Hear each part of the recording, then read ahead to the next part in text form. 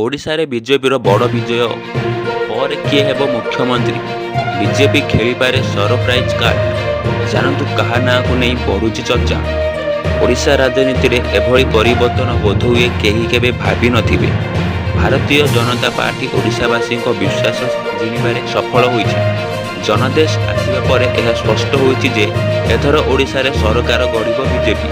ପ୍ରଥମ ଥର ପାଇଁ ଭାରତୀୟ ଜନତା ପାର୍ଟି ଓଡ଼ିଶାରେ ସରକାର ଗଢ଼ିବ।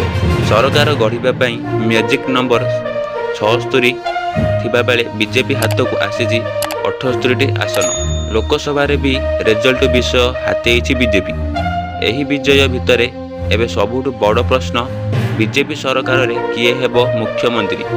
ବିଜେପି ରଣନୀତି ଅନୁସାରେ ନିର୍ବାଚନ ପୂର୍ବରୁ ମୁଖ୍ୟମନ୍ତ୍ରୀ ଚେହେରା କାହାକୁ ସ୍ଥିର କରାଯାଇ ନଥିଲା।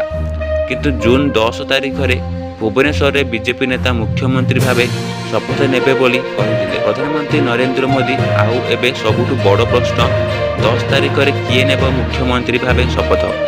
ତାହା ଉପରେ ସଭିଙ୍କ ନଜର। ଧର୍ମେନ୍ଦ୍ର ପ୍ରଧାନ, ଗିରୀଶ ମୁର୍ମୁ, ଲକ୍ଷ୍ମଣ ବାଗ, ପ୍ରତାପ ଷଡ଼ଙ୍ଗୀ, ବୈଜୟନ୍ତ ପଣ୍ଡା, ସୂର୍ଯ୍ୟବଂଶୀଙ୍କ ନାଁ ଚର୍ଚ୍ଚାରେ ରହିଛି।